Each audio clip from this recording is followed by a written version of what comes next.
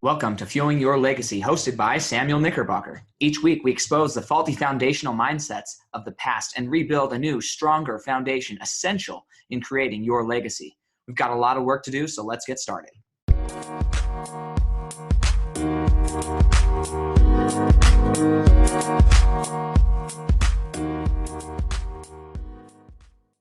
Welcome back to Fueling Your Legacy, and we have a wonderful guest on this Friday. We are excited because we've had a few this is our second author on, but it's important to think about what does writing your story do for you and how does that impact your legacy. So Melanie Votaw is a full-time author, ghostwriter, and editor, a book coach, and has written 33 nonfiction books as an author or ghostwriter. She currently offers a robust online group coaching program called Finish Your Book for authors of books that teach their expertise to the reader. So she really is there to help you get your message out there and help you really connect and make sure that you're able to share what you want. So that's why I invited her on here. I think it's important to build a legacy. We need to have record of the legacy and make sure that it's there way beyond when we are gone and passed away. So that's why she's here, but I'm going to pass time over to Melanie so we can get a little bit more to know her a little bit better. So here we go. Can you share a little bit of your background, Melanie? Hi, yeah, sure. Well, I grew up in Kentucky, but now I live in New York City, and I always loved writing. I wrote my first poem when I was 6 and won my first writing award when I was 10. So it was something I was always into, but then I took some detours and then ended up landing right back in it again when a friend of mine got a job at a publishing house and invited me to write a book. They hired me, and it was something that I'd been wanting to do.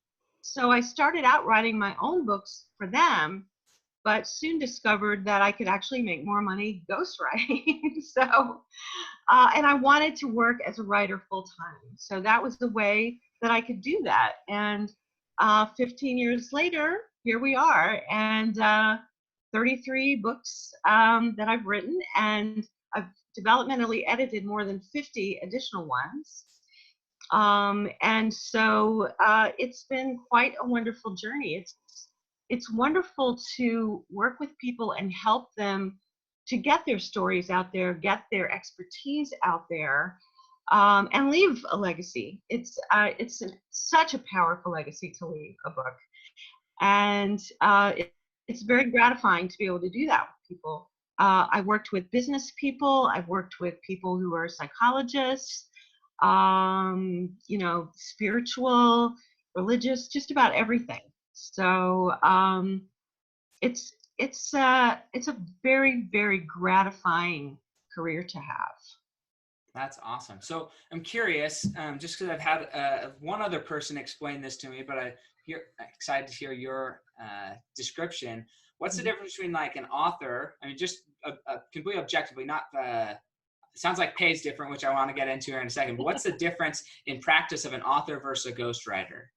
Okay. Well, the way I like to look at it is that an author is the designer and the ghostwriter is the seamstress. It's a very similar kind of dynamic. So it's the author's expertise, the author's ideas, but then the ghostwriter takes it and shapes it into a book.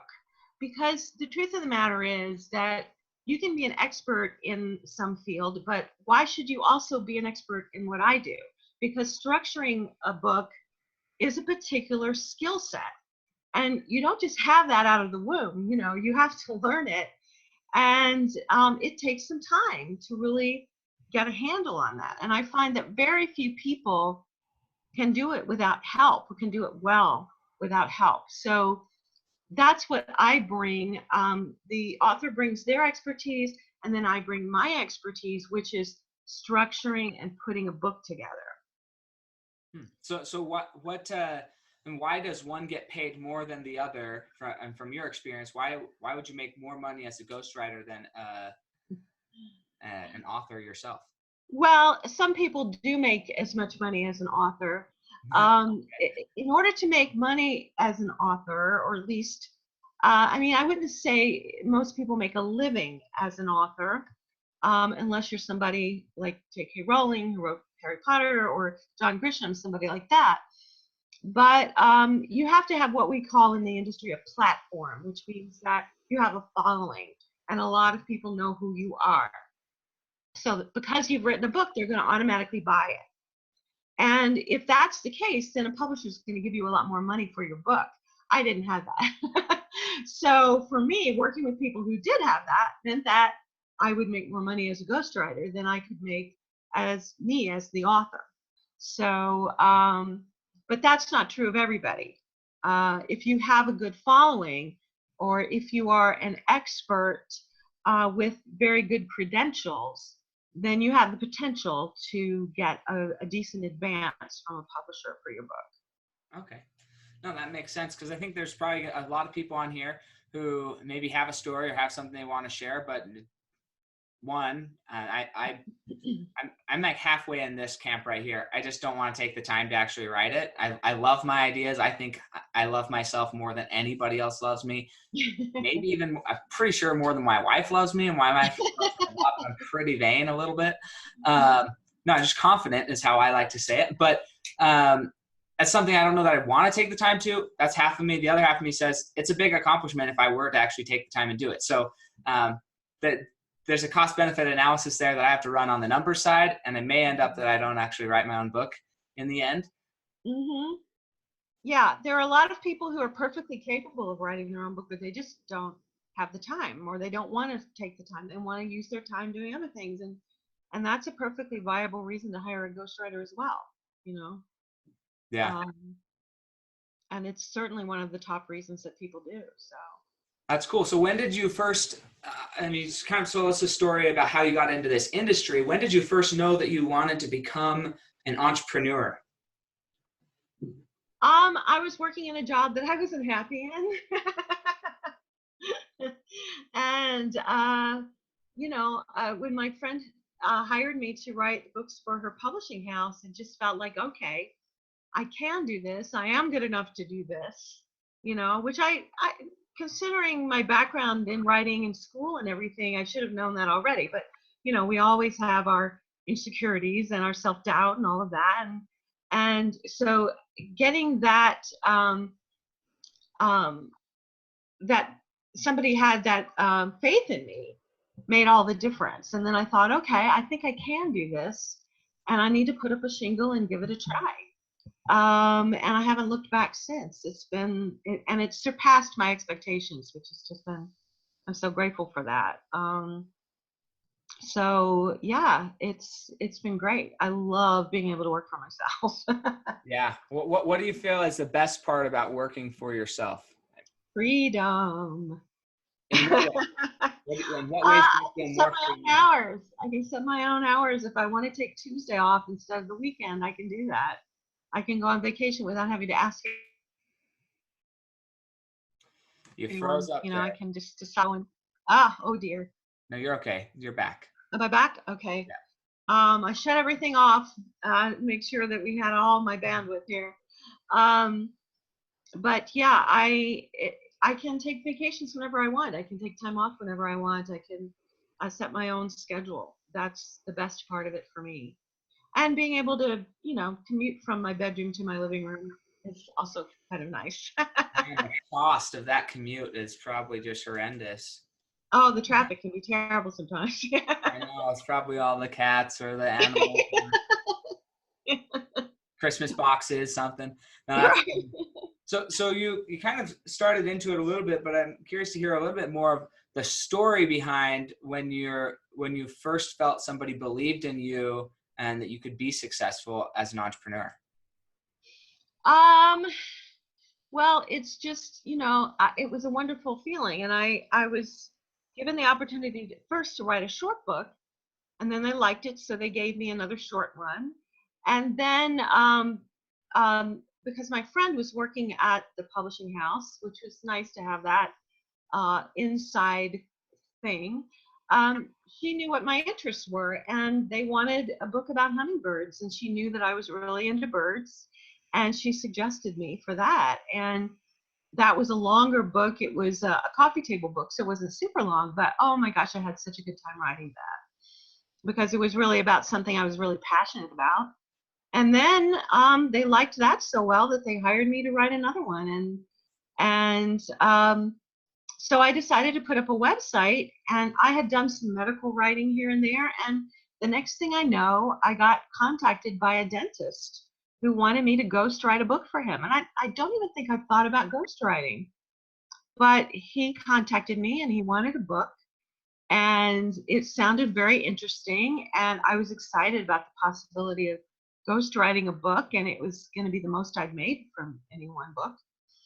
And I thought, this is it. This is what I could do. This is great. I like doing this. And one of the nice things about ghostwriting is that it's more collaborative than when you write a book on your own. It's very solitary. Uh-huh. But when you write a book with somebody else, you are collaborating and you're also learning. So, and you're usually learning something you probably wouldn't have learned about to begin with. So I love that about it.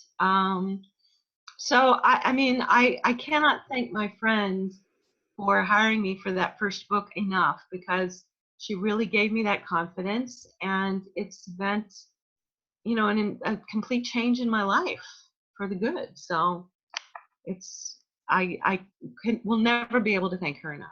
That's awesome. Yeah, I had an experience with my grandpa that he believed in me when I was really young, that I could be a speaker and I could lead people. And I've taken it to a lot of different careers, a lot of different things, just trying to find what my biggest fit is and what I'm really going for. And I love where I'm at right now. I love finance. I think that everybody needs to understand the rules of money. And so I love sharing and teaching the rules of money, because it has nothing to do with math. I get that all the time. Oh, I'd be terrible at finance. I'm terrible at math. I'm like, look, math and finance are almost not even close relative. Like, they're not even relatives. I mean, in the world of what's going on, just because they look the same as far as numerically, they are not even in the same demographic of interest or application in a lot of cases. Interesting. And so helping people get to the point where they can conceptually understand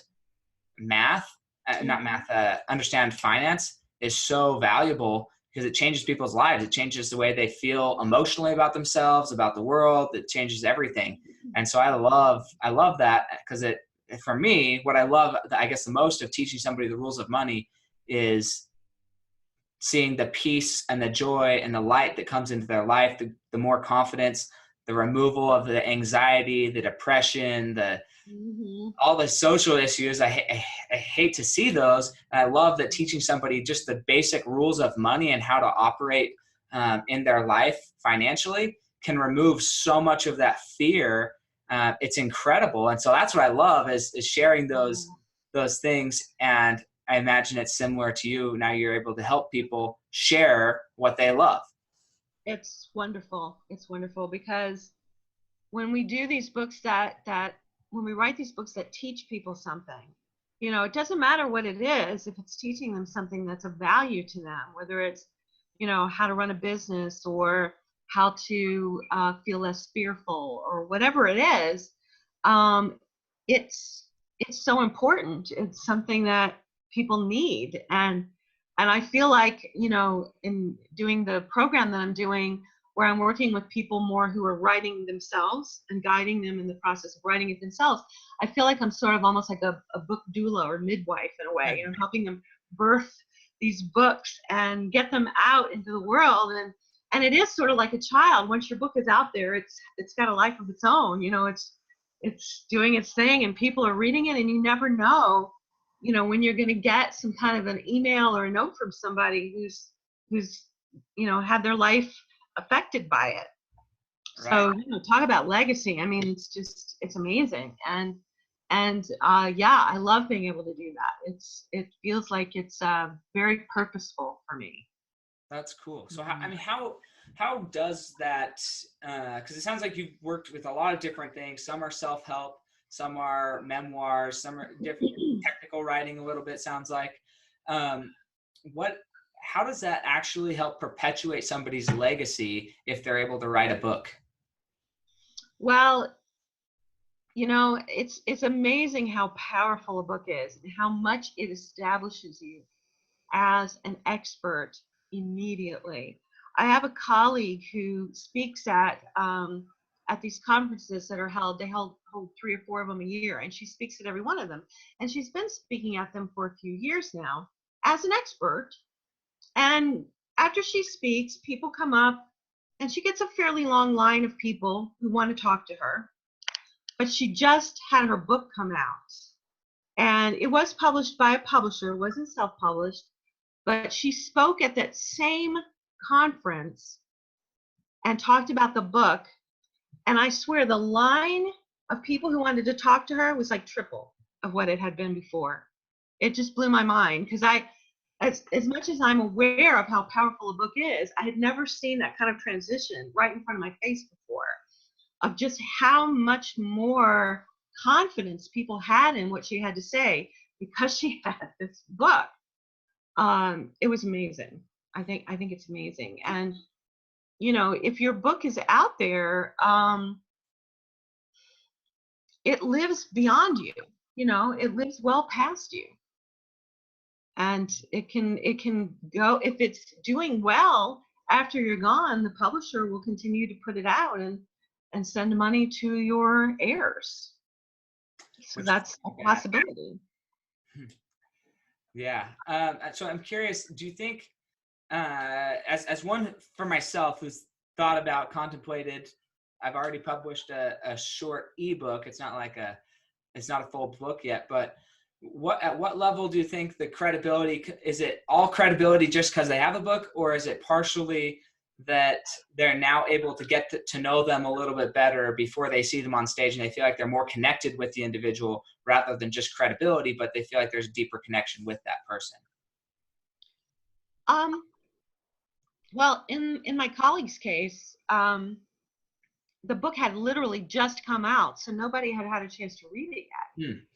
So, they didn't have any connection with her other than the time she spent on stage, but they still lined up just because she had this book.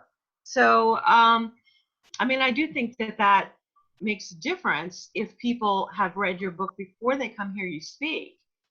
But I think often hearing you speak is what makes them want to buy the book, which is why a lot of speakers speak and then sell the book in the back of the room.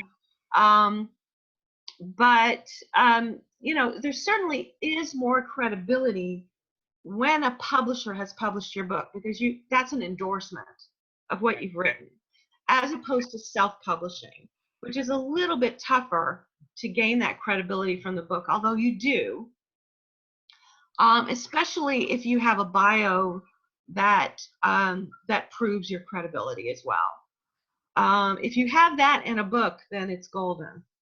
Right. Yeah. So let's say you're sitting across from somebody like you are right now. Just kidding. More or less. No, but somebody who's struggling with, or who it's always been a dream of theirs maybe, but they just haven't, they're still scared of is it going to be good enough? Do they have something of real value? Like all these things that crop up in our minds. And I have it. I'm sure you've had it when you first published your book. I'm not good enough. What I have to share is just, it's been said 1,000 times in 1,000 different books. Why should I write a book now? And there's 1,000 reasons not to do something. But what would be your argument for, hey, you're sitting there listening to this podcast and you've been on the fence about this for a while, and now it's time to really just to do it today. As soon as you're done with this podcast, during this podcast, you're looking Melanie up and going to invite her to help you accomplish your dream that you've kept hidden down inside yourself. What would you say to that person? Well, I talk to those people all the time. And it breaks my heart, because I talk to so many people who tell me that, they wanted to write a book for a decade, sometimes 20 years, and they haven't done it. Or they started a book and it's in a drawer, printed out in a drawer on the computer, and they haven't finished it because of the fear of finishing it and putting it out there and maybe getting criticism. I think that everybody has this fear that it's not going to be good enough. Everybody, even the people who've written many successful books, still have that about the next book. I have really found that even big names still have that fear. It's very interesting. their confidence level may be higher than it was in the beginning, but they still get frightened about it. It's just a universal feeling.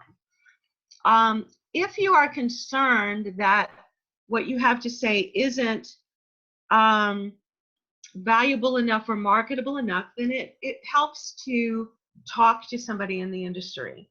Because if it isn't, it can often be made to be that.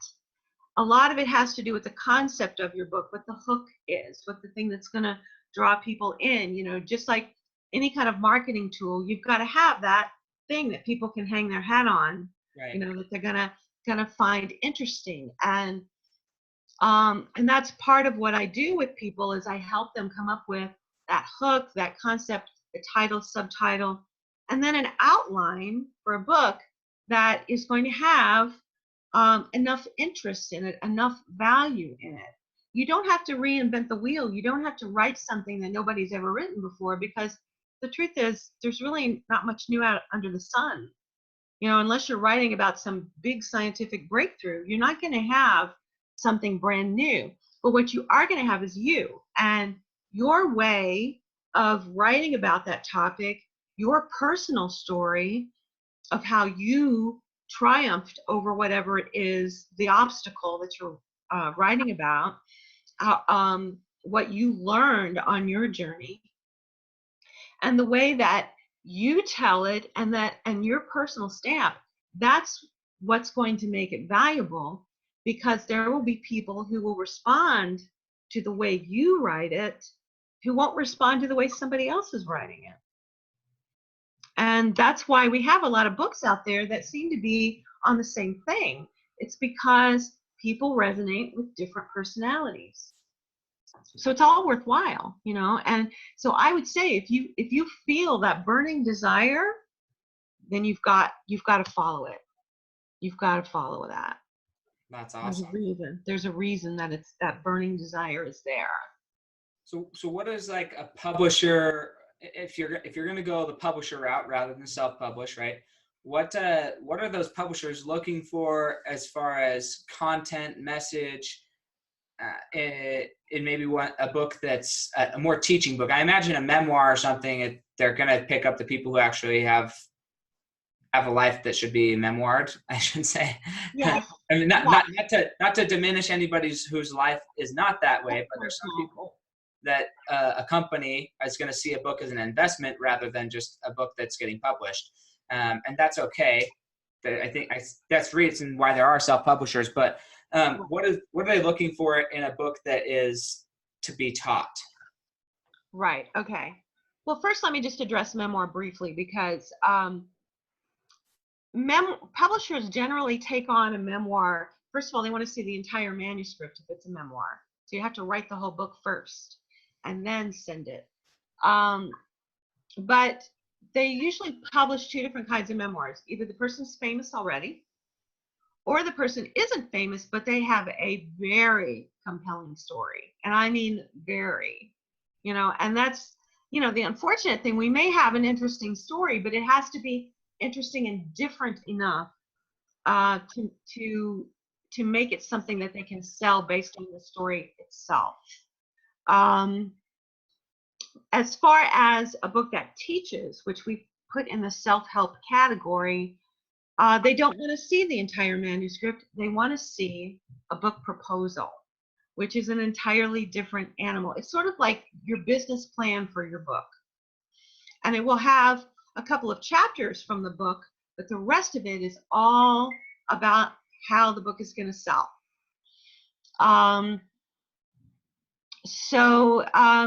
What they're looking for is something, well, I mean, it's hard for me to say, because it depends on the topic, the subject matter.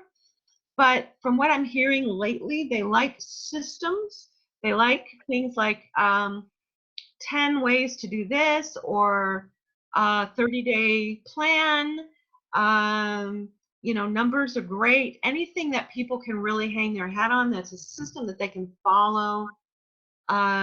They like it to be experiential a lot of the time. So exercises, things of that nature are very helpful for the reader. It kind of allows the reader to then try on what you're teaching for size in their own world. And definitely personal stories in those books. The readers these days want to know the author. They want to get to know who you are. They want to feel like they're talking to a friend when they're reading the book, and that like they're learning from a friend. So the main elements are personal story, direct teaching, where you're talking about the concept that you're teaching them, and some kind of experiential exercise or something of that nature that they can use to apply it to their own life. And that's what publishers are mostly looking for, whatever the subject matter is. Okay. So I'm trying, my mind is spinning with all the books I've read. I think I mentioned to you, but I try and read a book or listen to a book a week on Audible and read a book a month in print. So I go through a lot of books, and some books I feel really connected to. Yeah. Other books, I feel like the author, I see the author on social media, I see the author in these different areas, and I don't feel like the book is really anything new. Yeah. Other than what I'm getting on social media, and that I struggle with, because then I feel like, well, why did I go spend money on a book that I could have literally just watched their Instagram feed and gotten everything? So that's a situation that I think, and I get that there's some people like to consume content in different ways. So I get that there's still, for other people, that book is probably fantastic because they didn't watch all of their Instagram or didn't watch their YouTube videos. For me, I'm an audio guy, so if I'm going to buy an Audible book or listen to their YouTube video, they're sixes to me. So that's one thing. The other thing that I was kind of thinking about, though, is I've read some books where I feel like their whole, like I watched a TED Talk that was 30 minutes, and then I went and bought a book that was 6 hours long, and I listened to a 6 hour long book, and it just was a lot of fluff, but basically everything that was important out of that book was said in those 30 minutes. And then I was like, why did I get this book? You know, same type of thing. Why did I just waste my 6 hours when I consumed everything that was valuable in 30 minutes? Yeah. Well, I think those are things that people do have to be careful about. And when I ghostwrite with people, I definitely don't let them get away with that. That is not okay with me. Fluff is not okay. But that's one of the reasons why I think the experiential element is so important, because you allow the reader to then apply your principles to their life. So that's an important element to put in your book. But yeah, I think you do have to elongate your message. You can't just take a 30-minute TED Talk and write a book that only covers that. But that's not going to work. You do have to come up with other topics within your umbrella topic that you can expound upon.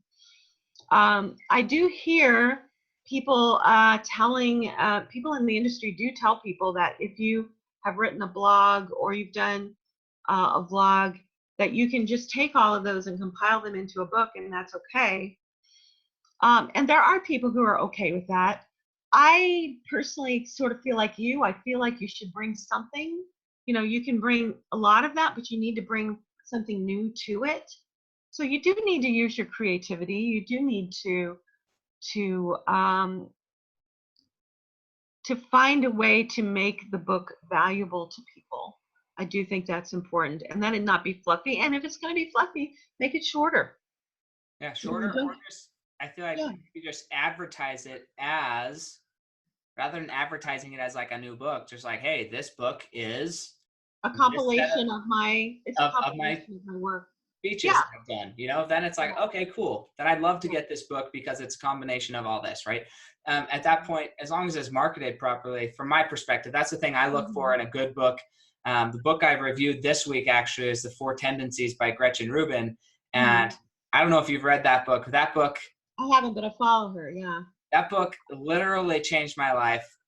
It's just, I listen to, like I said, go through a lot of content, and there's very few authors that I feel have been able to not take the words out of my mouth, because if you've heard it said, then it's probably are pretty commonplace. But when people are taking your thoughts out of your mind without ever, I mean, there are things that I would never say out loud because they're just so socially not something you say, but they're what I think.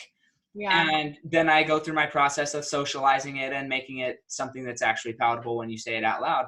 And when somebody's identifying, hey, this is your tendency, or this is how you see the world, and it's okay, and this is how to deal with it, and here's the strengths, and that was so phenomenal for myself and for my wife, that it just strengthened our relationship as a couple, but it's helped my relationship in every other area, in business, in religion, and even my relationship with myself, the way I talk to myself, my relationship with how I use technology. Every relationship in my life was altered by just reading that. And it's like a comedy. It was reading like a comedy book, because it was the irony of it was so comical. It's like, wow, I've said that word for word so many times in my head. I don't know how she found that. Like, where did she get that out of my head, you know? And those type of books are really good. But then there's a lot of books that I just find are really fluffy. So yeah, I do not like fluff. I think, like I said, that you should just shorten the book if it's going to be fluffy. Don't fill it out with stuff that's, not important. I mean, a lot of times you do have to write your books to beginner level, because you're going to have readers who are at a beginner level reading it. So you do have to sometimes repeat some things that might be too much at beginner level for some of the readers. That's just kind of a reality. But fluff is another thing entirely. Yeah. So I dislike it too. So is it the editor, or who is it who determines, like, how who is it that's supposed to cut all that out? Well, if the author doesn't manage to do it, if the author doesn't manage to do it, then the editor will do it. I mean, if you have a ghostwriter, then the ghostwriter should prevent that from happening. Right. If you don't have a ghostwriter and you write the book yourself, then your editor should be removing that stuff. And certainly if you write a book that's fluffy and you send it to an editor at a publishing house, they're gonna pull it out, or they're gonna send it back to you, and they're gonna say, take out all the fluff. Because chances are, I mean, I'm sure a lot of the books you're reading that you think are fluffy were published by publishers, so unfortunately they didn't do that. But most of the time they will. Yeah. Yeah, and so I mean, sometimes it's in the eye of the beholder what's fluffy and what isn't. It's a little bit on the fence. But I really don't, because I don't have patience for fluff as a reader. So when I'm working on books with people, I really caution them about that. So it is something to really think about. I think if you're writing a book, you do have to pay attention to that. Yeah, that's good. I'm glad I'm not the only one who feels that way. No. It could just be simply that I've read so much at this point that I feel like I'm reading the same book over and over and over and over. Well, that's going to happen. That's going to happen because, the universal thing to feel better is to have more love, right? I mean, really, it all boils down to that. So everything it seems to be, because we're complex beings and we can't just do that. We don't seem to just be able to hear that and do it. There are all these different ways, but they're all leading back to that, unless you're learning about business, something specifically in business. But if you're learning about how to be a better human being or happier human being, it all boils down to that. More love, more love for yourself, for everybody else, for God, for what, it's just interesting. It is a fascinating thing there. So that's awesome. So when we're thinking about these books, how at what point do people need to be thinking about the title versus the content? Do they just write the content and not worry about the title? Do they start with the title and then create content for the title? What's the order of operation? Well, you don't have to do it either way. I prefer to write a book when I know what the title is going to be from the outset, because it sort of gives you a North Star, to keep writing toward. You you keep going back to that. I do think you have to have a very clear concept, even if you don't have the title, the exact title pinned down yet. But you have to have that North Star that you keep bringing the book back to. Otherwise, you find yourself veering off in all kinds of directions, and you can start writing a bunch of different books while you're writing the first one. It's really easy to happen. I call them rabbit holes. I'll write myself into a rabbit hole, and I'm like, uh-oh, I got to pull myself out of this rabbit hole. We can't talk about that topic too much because it's just too big. And then we end up having to explain more and more and more. And the next thing you know, we're writing a book about that and not a book about the original topic. So I find that it helps if you have a title, but I've written books where we haven't, where the publisher, comes up with the title after it's all done. But we do have a concept. We know what the basic concept is going to be. I cannot write a book without that. Right. Well, I have a few titles in my head, but I'll just leave them there for right now. But I've shared them with a few people, and they're going to be great books when I get around to having them written, either by myself or by a ghostwriter. Mm-hmm. It's going to happen, and they're going to be great. So that's exciting. I'll cheer you on. I'll cheer you on when it happens. Hey, you might be the one helping me make it happen. How did you go about monetizing your passion? Obviously, you got a job or started consulting with the publishing, with the ghostwriting. But how did you start making it more independent and just monetizing your passion? Well, I put up a website, like I said. Initially, I was on one of those websites for freelancers, and I was bidding on jobs, and I got more known that way. But now I work primarily from word of mouth. So over time, it's just sort of built where I don't really have to go out and seek one-on-one clients anymore. Almost ever. So that's been a really nice position to be in. I have a literary agent that I work with a lot, so she brings me clients, and then publishers that I've worked with will recommend me to people as well. And so that's one of the reasons why I started the group program that I'm doing, because for one thing, it's more economical for people who can't afford a ghostwriter, because hiring a ghostwriter is generally a 5-figure investment. It's expensive. So the group program guides people in writing their own books. So it allows me to help more people get their books out, because I can only work with so many ghostwriting clients in the course of a year. I can't write that many books myself over the course of a year. So the program allows me to work with a lot more people and help them create a professional quality book for less money, on their part. So that's been really exciting to me, because there have been so many people I've had to say, I'm sorry, I don't have time, or they're like, oh, I'd really love to hire you, but I just can't afford it, and then sometimes those people don't get their books out. So I'm all about, I want people to get their books out there. I want them to fulfill that dream. There's nothing like it. It's an incredible feeling.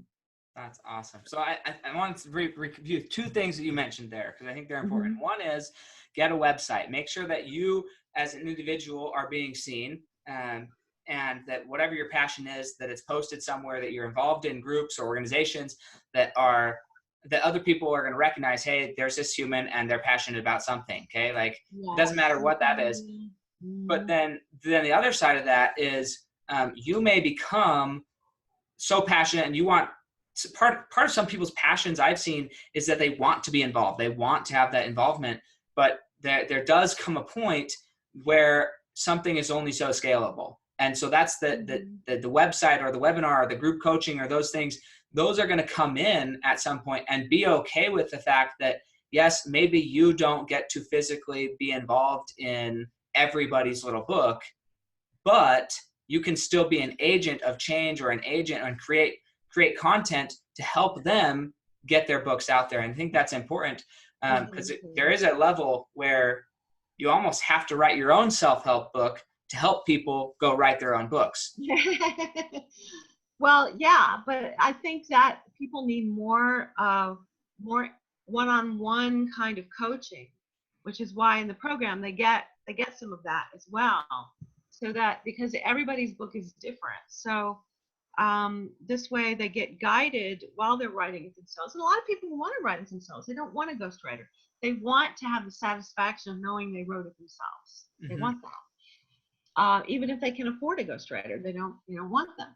But it's a way to guide people.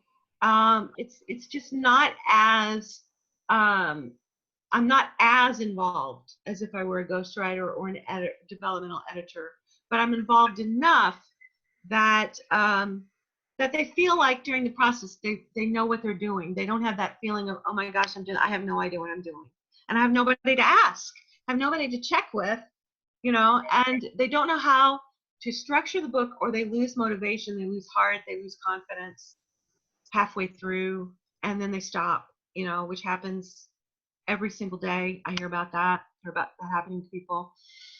But what I find is the biggest issue is structure. How to structure a book is the hardest thing for people who've never done it. And that's the main thing that I teach in the program, besides making sure that everybody has a good concept, a good title and subtitle, and a good outline. Everybody has to have that foundation. It's like, right, you've got to have the foundation for building your house. You don't just go out there with boards and start nailing them together, So you've got to have, it's also like a map, I mean, yes, you can write like somebody who's just driving anywhere. You can do that. And at times that's valuable to do, to just free write, to just get things out. But if you want to write a book, that is the long way around, just as if you want to get to Las Vegas from Oklahoma and you're driving east, it's going to take you a while, to get there. It's a similar kind of thing. So if you're free writing your entire book, you're going to spend a lot of time editing to try to fix what's essentially kind of a big mess of things. So if you have an outline, if you have a map, and you decide, I'm going to talk about this, and this, then you can say, okay, this is my topic for this chapter. Okay, now I'm going to free write. Now I'm going to, on that topic, on that one little topic, I'm going to let my thoughts flow on that. Then I'll go back and edit. That's more doable. You can edit that little section. But if you've been rambling for 150 pages, the editing process is going to be grueling. I don't recommend that for anybody. Good to know. That's funny. Yeah, I just, my only real writing experience was in college, just for like different essays and stuff. I think the longest one I had to do ever was a 23-page essay or a psychological thesis or whatever. But I'm curious, to this end, right? What I didn't like about that as much was the demand for citing sources and all those things.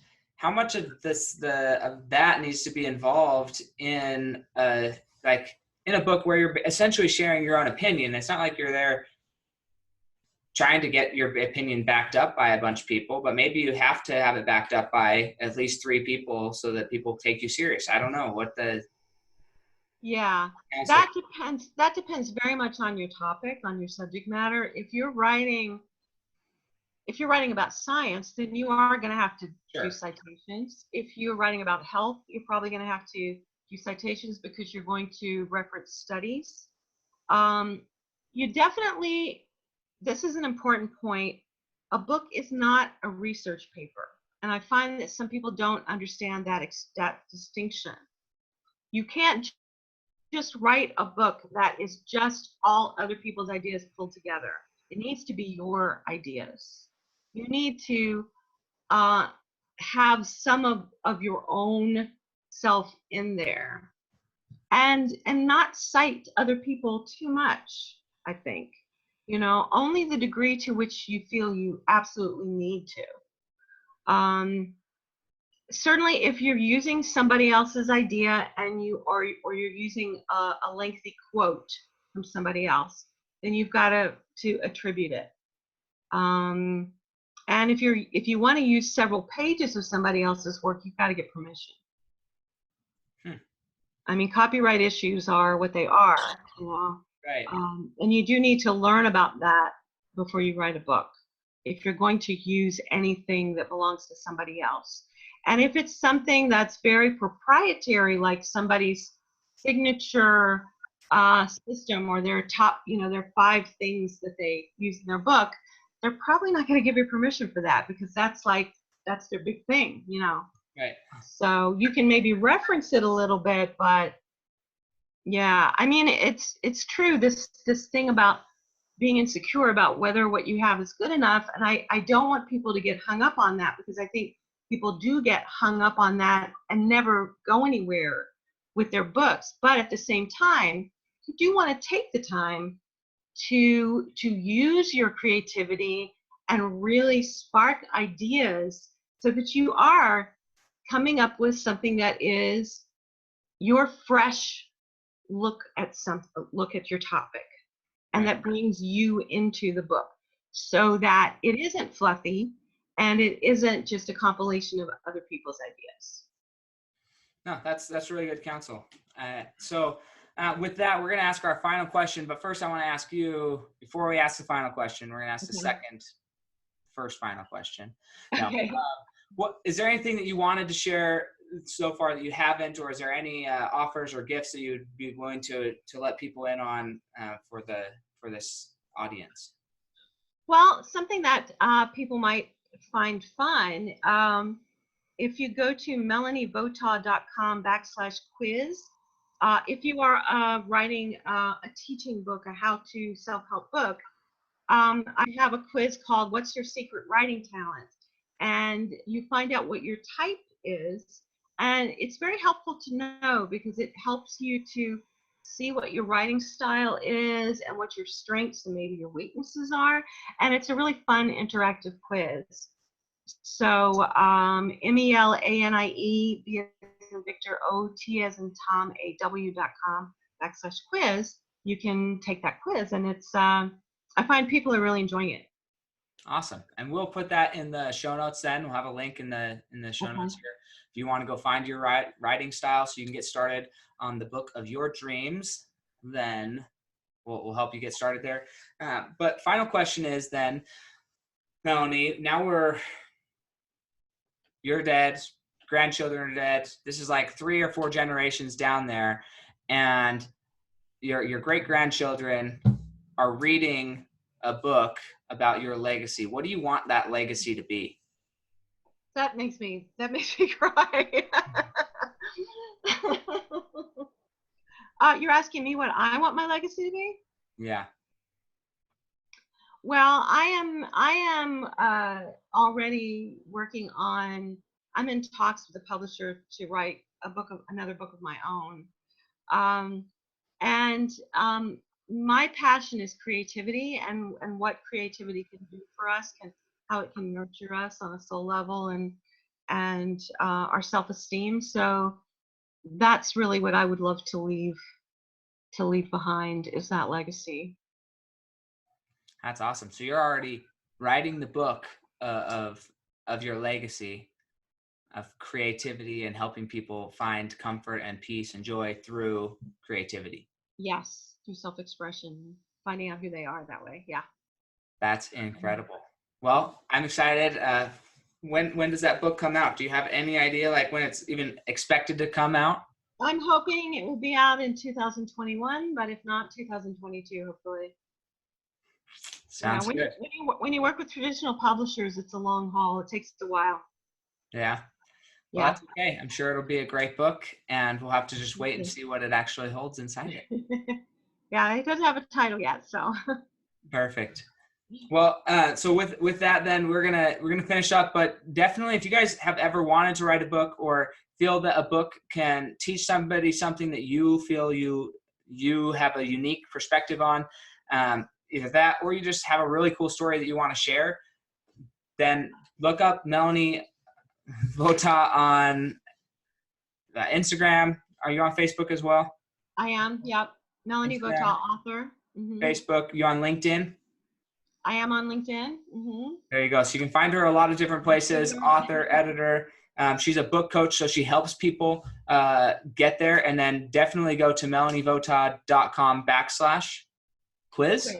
That link will be in here, but go find out your writing style. I definitely know I'm going to be doing that as soon as we hang up, just because I need to find out what style is mine. What are my weaknesses? What are my strengths? Some people want to pull the wool over their eyes and just not discover what their weaknesses and strengths are.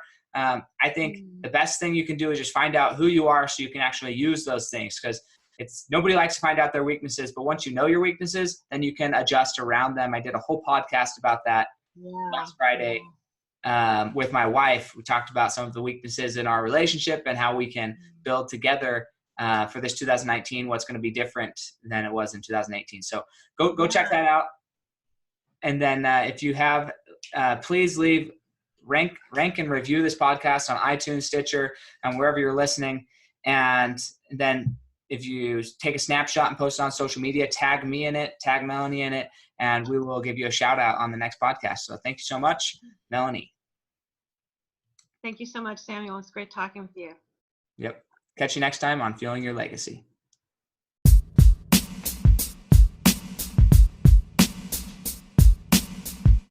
Thanks for joining us today. If what you heard resonated with you, please like, comment, and share on social media. Tag me so I can give you a shout out on the next episode.